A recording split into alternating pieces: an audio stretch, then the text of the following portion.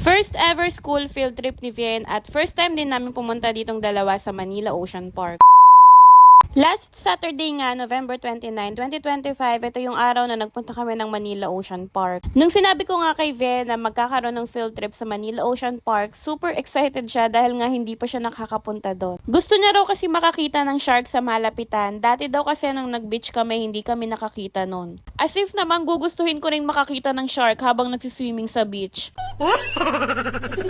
8 AM pa lang nandito na kami, kaya kami yung unang-unang batch na makakapanood ng All-Star Bird Show at Sea Lion Show. Bilang first time lang nga din nakakita ni Vien ng Sea Lion sa personal, tuwang-tuwa siya habang nag-show. Aliw na aliw siya sa mga tricks na ginagawa ng Sea Lion. Proud tayo, sayaw, sayaw, tsaga plap-plap, kagaya tao. Kaling-kaling si Lion. After namin manood ng show, nakita ni Vien itong Aqua Adventure. Sabi niya gusto niya raw mag-swimming. O sige, next time dyan naman yung pupuntahan natin.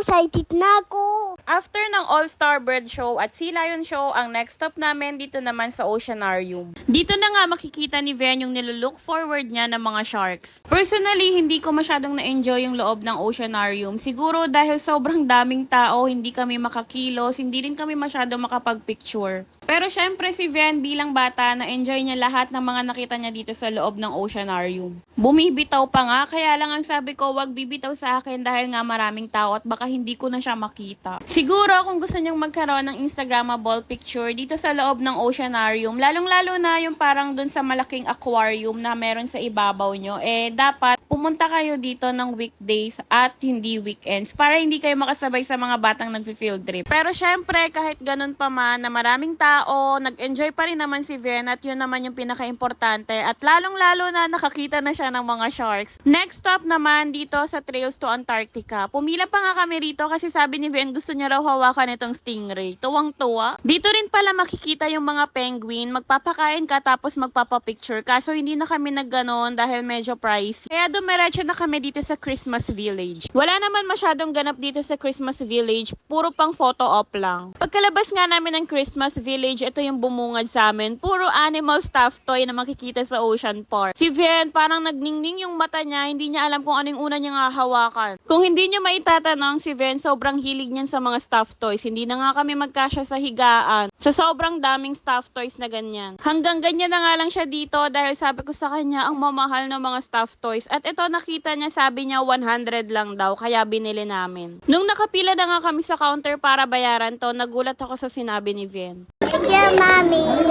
You're always welcome, basta mura lang.